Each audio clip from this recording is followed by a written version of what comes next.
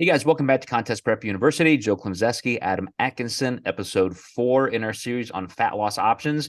We hit it all the time in almost every single series, carbs versus fat. And again, I think we're going to find that you and I, Adam, not only don't disagree on much here, but it almost seems a little boring these days to say this is what physiology is, this is how it works, so this is what works best. There aren't that many questions or deviations. Still, because of novelty and marketing, people want to make it look a little bit more complex.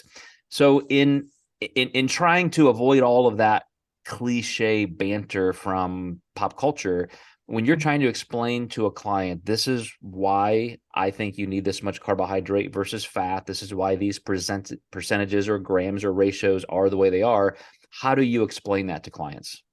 Yeah, I like to go into thermic effects. So that's one of the best ways to show clients that you will burn more calories by digesting a carb versus a fat. And that's why we preferably choose carbs.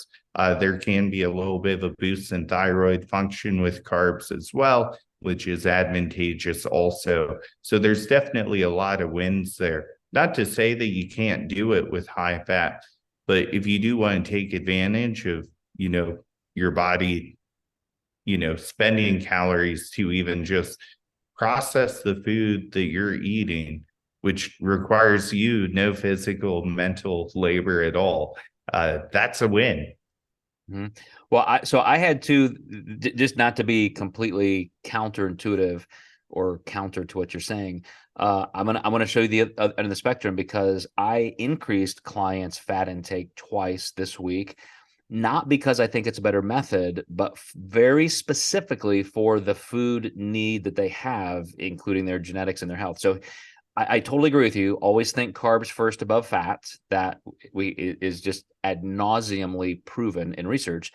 But for these two clients, one, we just need a little bit more calorie intake, and fat happened to be where we were low. And so I thought for just food source reasons, maybe improving motility and GI function, this is a place we could really use a little bit of fat.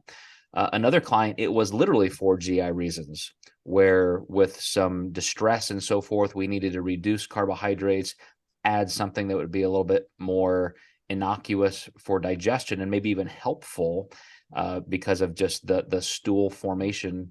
And so I increased fat a little bit for a specific source or two that would really do that, not to just say, hey, you can have more bacon or more peanut butter.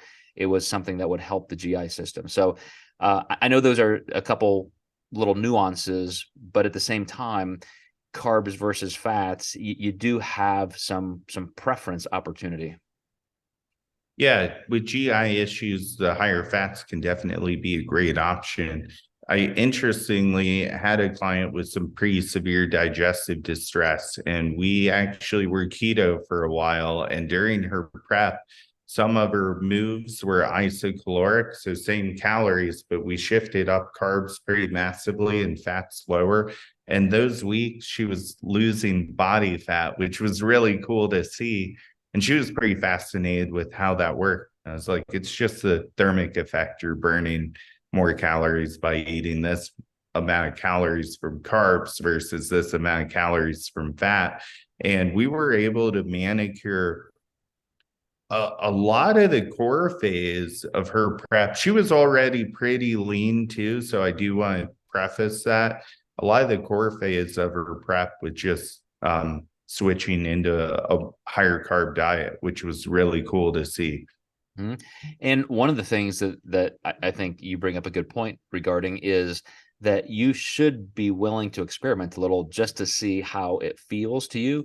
Sometimes a little bit more fat sates you better, and so you end up with a little bit less hunger. Sometimes that has the opposite effect. Sometimes you respond a little to blood sugar a little bit more, and that keeps your hunger down. So it has a lot to do with meal timing, when in the day you train, meal complexity. But there are definite reasons that you can shift around. I always like to tell people, when you get below about 20% of your calories from fat, it's going to be difficult to maintain, and you probably don't need to go lower than that. But when you get above 30, that's almost maintenance levels, and it makes it harder to lose.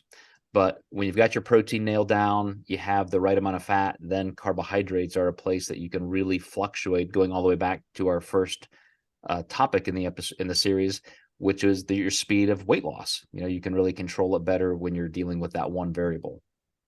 Yeah, absolutely. All right, guys. Well, we're going to go on to our final episode. Stay tuned. We'll talk about what I think is a very important topic of cardio versus food manipulation as different options for fat loss. See you next time in Contest Prep U.